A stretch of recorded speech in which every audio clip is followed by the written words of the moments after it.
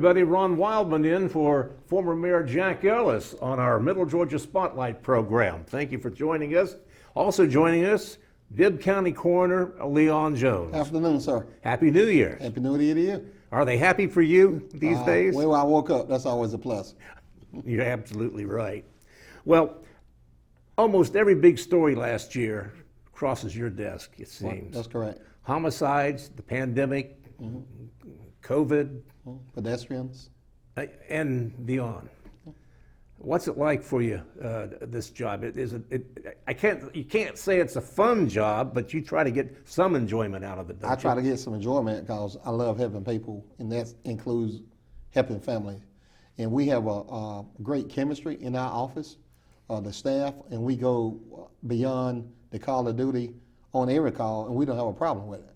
We're dedicated to the family, and we're dedicated to this community. We believe in giving the taxpayers an honest day's work. And I tell people all the time, we work for you. Our number can be given out at any given time.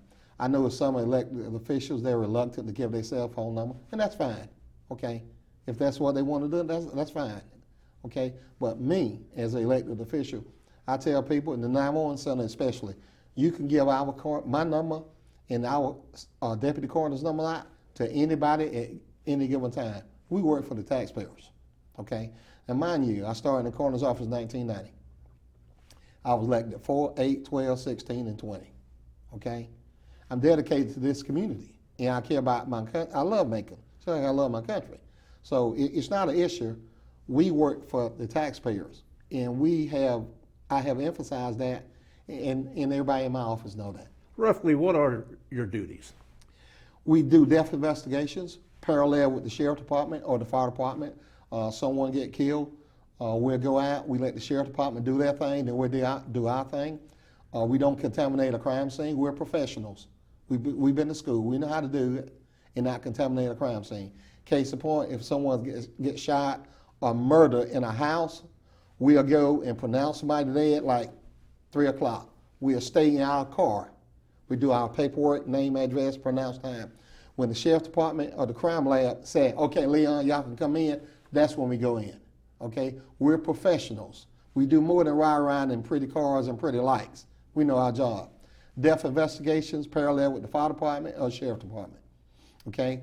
Anyone that dies of a suspicious death, the Georgia Death Investigation Act says anyone that dies within 24 hours of admission to the hospital, it is a coroner's case. That means the coroner has and should take jurisdiction, okay? Someone died in the emergency room, they call the coroner, all right? Someone died in the hospital 3 weeks later from an injury, they call the coroner. That's the law. Now, a lot of coroners, they prefer the funeral home send a death certificate to the private doctor if they die in the emergency room. We don't do that in Bibb County. We do it, okay? We sign this death certificate and get them out the way, okay? We sign more death certificates in Bibb County in 1 month than the average coroner do in a year, okay? We have a good working relationship with the funeral homes, okay? And that's one of the reasons the funeral homes really don't want me to stop being coroner. But I can't stay in this office forever. And the funeral home says, sure you can. You can stay in it forever. I mean, the job you're doing, but, we do our job, okay? Minors, okay, kids that are underage that dies unexpectedly, it's a coroner's case. Now, that could be a gray area. Case in point, if a minor died from a car wreck a week later, we would call the Georgia Bureau of Investigation Crime Lab and say, I got a John Doe that was playing with a gun that was shot. Okay, he shot himself accidentally. Do you want to do autopsy? No, autopsy is not necessary, okay? Okay, fine, all right. Well, I got a 15-year-old that committed suicide. Do you want to do an autopsy? Is everybody on the same page, Leon? Are you on the same page with the investigator? Yes, no autopsy. Now, here's the clicker. Georgia has a fatality review, a child fatality review committee, and I'm on it. It's mandated by the governor. You have to discuss minors that die in your county on a monthly basis. The coroner is on that committee, Family and Children's Service on the committee, Sheriff Department on the committee. The atrium has a physician on that committee. You have to discuss it. So at the committee meeting, when they asked me why an autopsy was not done on John Doe, I can say The GBI said it wasn't necessary. Okay? And they asked, why was it not necessary? Because the child was in the hospital for 5 days. If we need any more information, I can subpoena the medical records. And in the medical record comes everything. Okay, from the time that child got to the emergency room to that time that child expires.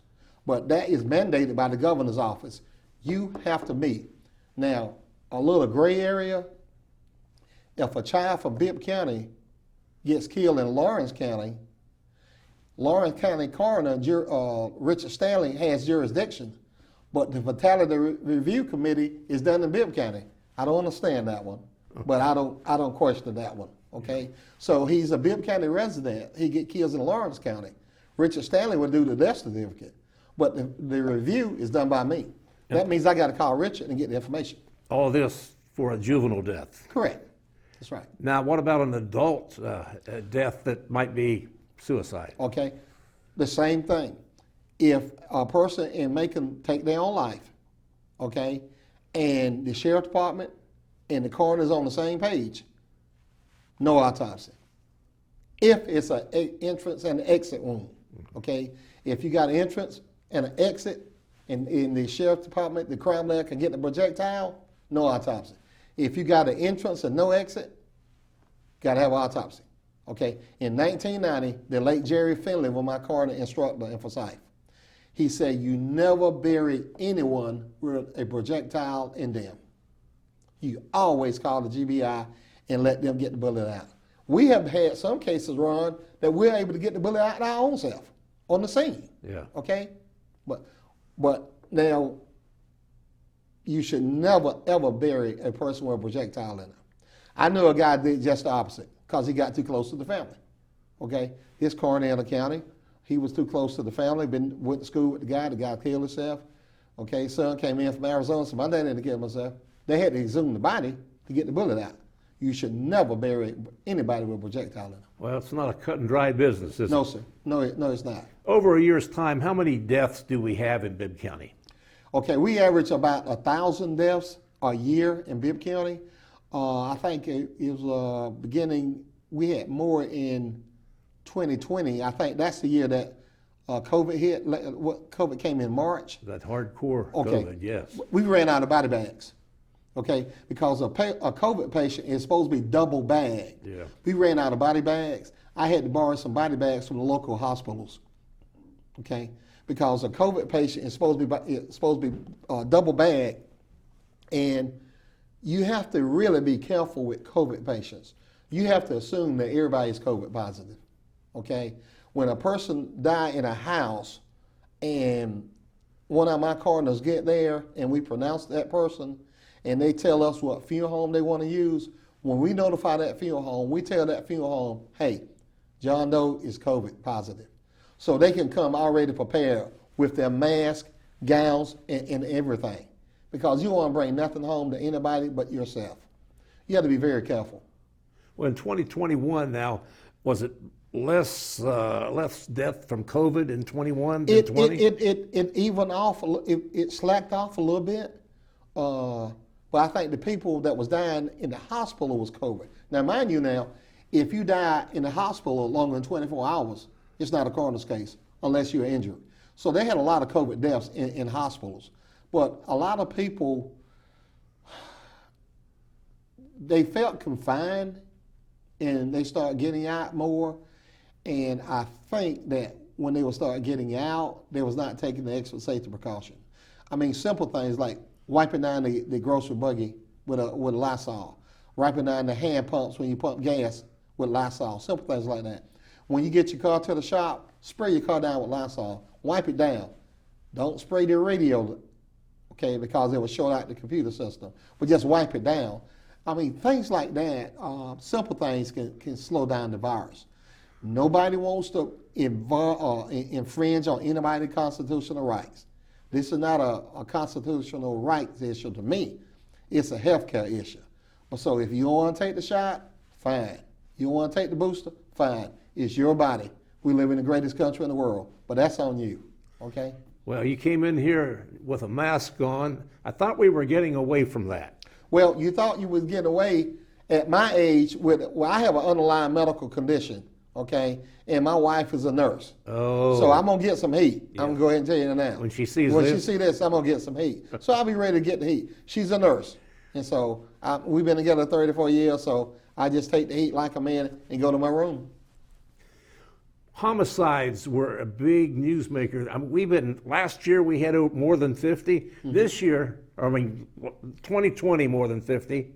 2021 more than 50. What's happening out there? Well, you know, the definition of a homicide is one life taken by another life. Now, after the investigation is complete, it could be justifiable, it could be self-defense, it could be undetermined, or it could be accidental, okay? But for 2021, the stats that I have is, now homicide and murder is different, okay? I have 44 murders. Out and out murders.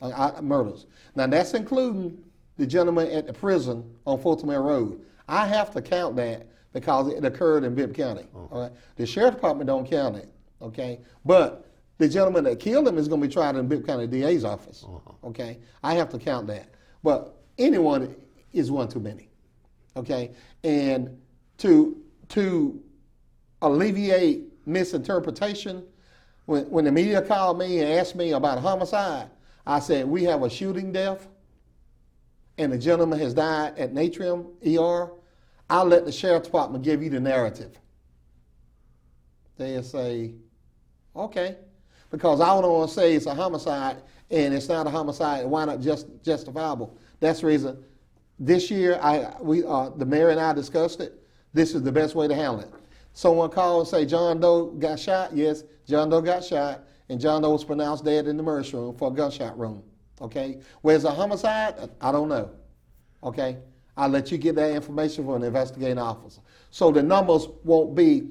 The mayor wants the numbers to be accurate. Okay, because any inaccuracy is a bad reflection on Macon. Yeah, I see where you're coming from. He wants what's best for Macon. So that's it. There's no I in the word team.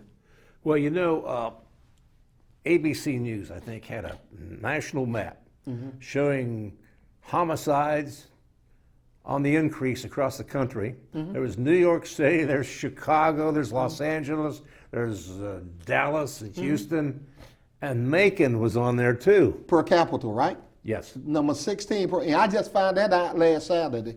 One of my Stop the Killing friends, we have Stop the Killing, Put the Guns Down rallies every weekend. Okay, last weekend it was at Mercy Drive and Patton Avenue, and Bobby Ficklin, I talked with him last Saturday.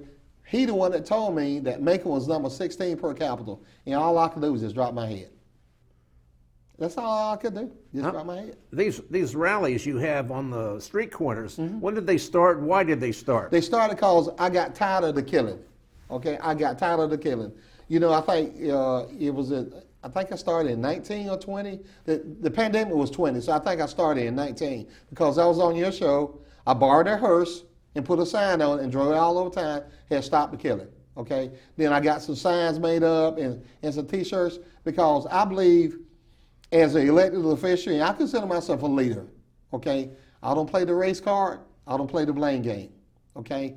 I got out there and just started holding up signs to stop the killing. And then what I did, I had a lot of people join me. And a lot of people that join me on my rallies, these are people that have lost loved ones. The Hillman family. Miss Hillman, that was her son in a double homicide in the trailer park last year. Okay, so I have a lot of family members that have lost loved ones to gun violence that are with us on weekends.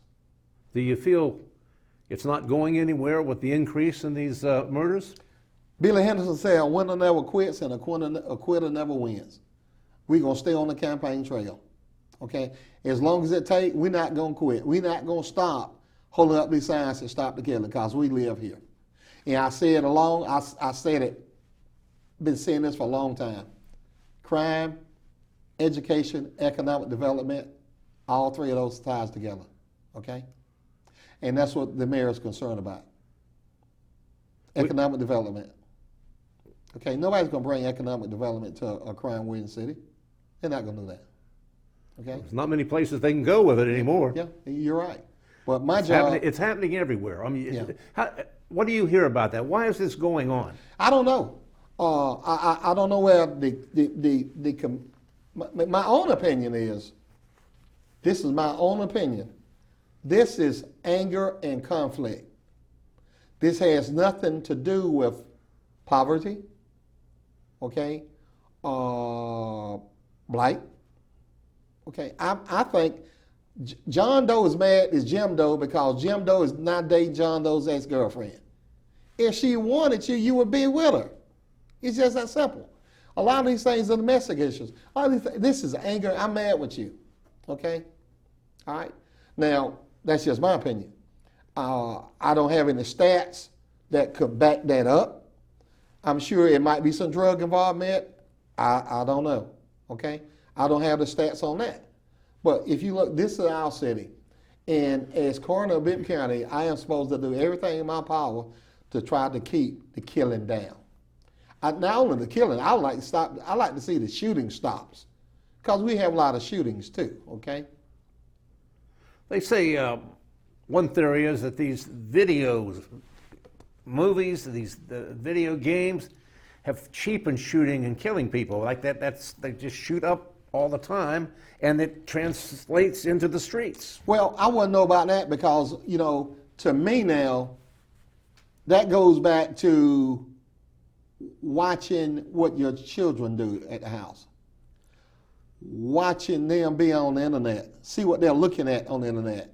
You can have a valid point. Well, if you're going to say that, what about rap music? I mean, rap music has some really bad lyrics. Not all rap music. I want to throw everybody under the bus, okay? But rap music has some violence in it too, okay? And every time you look around, you hear the N-word in rap music. You hear the N-word in the rap music, but when a white country western singer used the N-word and apologized, they want to throw him under the bus. Don't make sense. It just don't make sense. He apologized, move on. I hear, it irritates me. The N-word irritates me because I went to a segregated school, Willingham High School. Okay, I went to school and I heard that word every day at A.R. Willingham High School. No, I don't like that word. I don't like it. I don't like to hear it. I don't like to say it. I definitely don't say it. Okay, and if I'm in a conversation and somebody mentions that word, I shut them down right then. Okay, I just don't like it. I thought we buried that word. I thought Mary Ellis said one time we buried that word, the N-word. And they still use it in rap music because it sells. As my late mama used to say, it's about the money. Well, we buried it for this group of folks, but this group of folks can still do it. Yeah. Say it. Yeah. And it's wrong. It's wrong. What's the guy named? Morgan Wallen? Yeah. Okay. It's wrong to crucify him and he apologized. Then you got rappers that are using it in music. No. When my kids were growing up, my young kids, there was no rap music in our house or in that car. Now, when they got their own car, different ball game. But when me and Sheila got in it, click, we didn't play that. No, sir. I know, Daddy. I turned it off. Well, how does that contributes to these deaths, these shootings? Okay, it's gangster rap. I mean, I see. Just like you said, the stations and everything. Yeah. But that goes back to paying attention to what your child doing. Okay. Everybody should know where their children at. It's going to take a long time to tone these deaths down. Sure it is. Okay, but I'm gonna do my part. I'm gonna do my part, and I got an outstanding cast with me to do our part. Now, getting out, you used to go to schools. When the pandemic came in, you had to back off of that. We had to back off doing career day because I'm a hot commodity doing career day. I have teachers that leave Bibb County. They go to other counties. I've been to Wilkinson County. I've been to Monroe County because I tell the truth. That's the first thing. I tell the truth. I tell them about gun violence. Okay, my curriculum in the coroner's office is structured toward the age group. Okay, a 7-year-old child, we're not going to talk about homicide.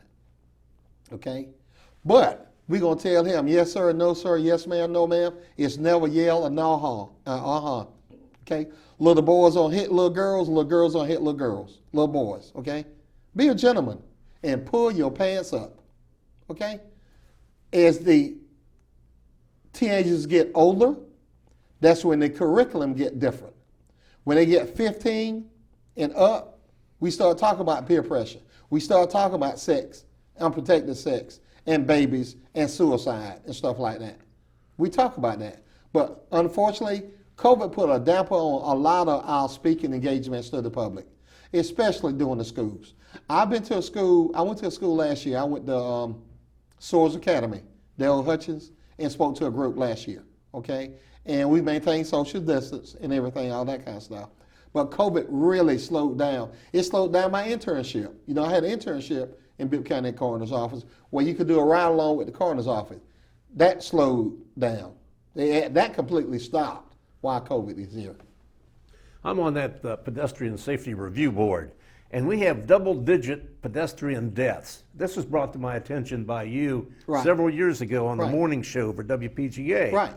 And since Elaine Lucas got together with the other commissioners, and they've started to put a panel together that we review this and try to make changes, but the deaths stay there on that level, double digits. Part of my job, part of my training in EMS is to recognize hot spots.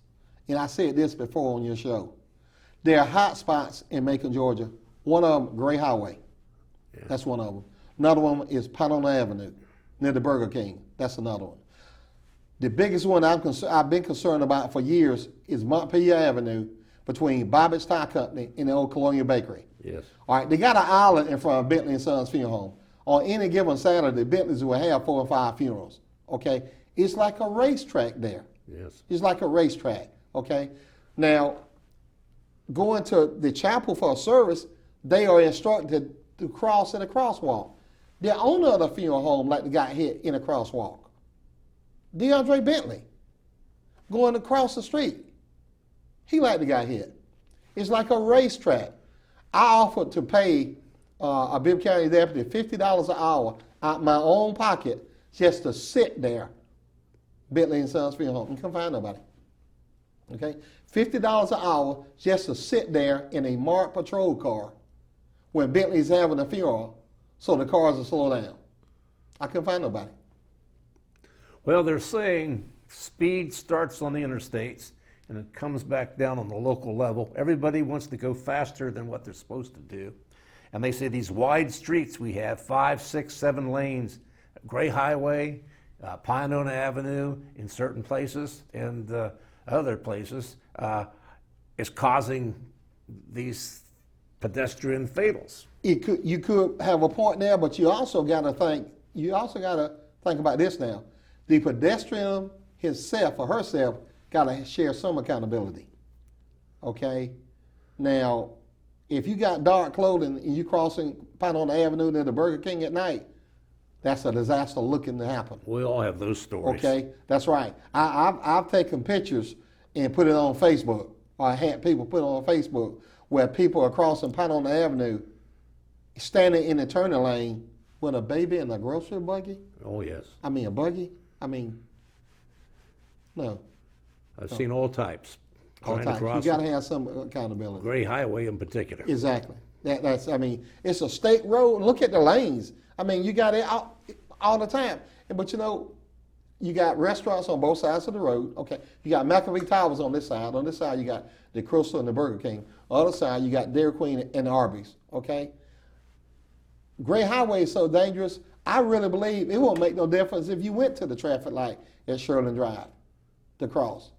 It's still dangerous. Well, there's no real place to cross on Gray Highway. And you got housing developments over there too. That's correct. McAfee Towers and all those commercial places. That's correct. And how do you get there? That's right. If you're a pedestrian. That's right. You know, but cross the Gray Highway, it's a bad idea. That's as close to suicide as you can get. Yes, yes, yes, I agree. What do you think we can do about that? All we can do, well, you're on the committee. All you can do is just put it out. I got off the committee for certain reasons. I had the opportunity to work with some great people. I just didn't like the direction it was headed. And so, great people, I'm a Damon King disciple, And one of the things I learned under the Damon King administration. Former hospital administrator. Right, for the hospital administrator, medical center. Late Damon That's King. right, the late Damon King. You don't need a study to do everything. Just do it. He did it, did it? That's right. You don't need a study to do everything. Okay? It's just like kicking the door down. You don't need to kick the door down to everything. Sometimes you have to ring the doorbell. Okay? All this stuff I learned from Damon King, his administration. Well, you worked under Damon 32 years. with the ambulance. That's correct. That's correct. And he had a lot of good ideas. Yes, sir. And he was a leader. instituted them, too. That's right. He was a great leader, and there'll never, ever be another Damon King in this city. Never. I agree with you on that one. Yes, sir. Now, other deaths, unusual deaths you've had this past year. We had Come to mind. 32 suicides. 32. 32 suicides for 2021. I think it was up by 6. We had 25 in 2020. We had 32 in 2021. They're tying that in a bit with COVID and the restrictions people are having to live through. Some of it is COVID, but some of it is domestic. Some of it's domestic issues, divorces, and some of them might be some mental illness might be involved in that. We have quite a few people with mental illness, mental problems in the city. Case in point was the lady I was telling you about, Bentley and Sons Funeral Home. Okay, the one that urinated in front of Bentley and Sons Funeral Home, and she walks in and out of traffic on Montpelier, in and out of traffic, in and out of traffic. She never looked, just walk out of traffic. You hear tire marks, you already know who it is. And I reported her to the sheriff department. When the sheriff department get there, she's gone. Okay, but she walks up and down Montpelier Avenue from the store to West End Shoe Shop, up and down Montpelier in the street, in the middle of the road. And eventually you'll see her. And eventually, unfortunately, she's gonna get hit. Okay. And we have other Obviously, she people got like some that mental problems. too. Yeah, she got some mental problems. Yeah. Everything. So the coming year, do you see things slacking off a bit? I'm praying. Well, you know, I start my day with prayer every morning, so I pray for this community every morning. That's my morning prayer. So we all we can do is do what we do. That's all we can do. Okay, that's all we can do. Just keep the word out. And I said it before. I think we need a massive media blitz on Stop the Killing. You have a media blitz on DUI, COVID, Alzheimer's, AIDS, autism, but I'll never see the media blitz on Stop the Killing. Okay? I don't see a bunch of preachers out here with me. I see a couple. It's one thing Macon got plenty of, churches and Dollar Generals. Okay? All right? I don't know what they're preaching about in their pulpit. Okay? You're a preacher, Stop the Killing. Okay? I sent some texts out Sunday morning to Rusty Smith, McConnell Church. I sent one to Darrell Morris, my childhood friend. And I asked Raymond Wilder, County Commissioner. He's a member of Pine Forest. I sent texts out to Rusty Smith at 4 o'clock in the morning saying, pray for our city when you get to church. Okay? He woke up and sent me a text, will do. Rusty Smith, he's the pastor of McConnell. All right? We got plenty of churches in this city. You heard what I just said. We got plenty of churches and Dollar Generals. Okay? You know how we had that National Day of Prayer at Coben Hill? We need to have that more regular. Okay? Of course, maintain social distance. Okay? But we need to have a National Day of Prayer. We need to have a monthly prayer for the city of Macon and our leaders. Let's not forget our leaders that's trying to do what's right for the city of Macon. There are going to be some disagreements. Okay? That's human nature. But I tell people, look at my Facebook post, pray for our city and pray for our leaders. On that note, we have to go. If you want to pull that mask back up for Sheila, do that. Probably a good idea. LeonJones, thank you for being with us. All right. All right. And thank you, folks, for joining us on our Middle Georgia Spotlight. Ron Wildman in for Jack Ellis here at Mercer University.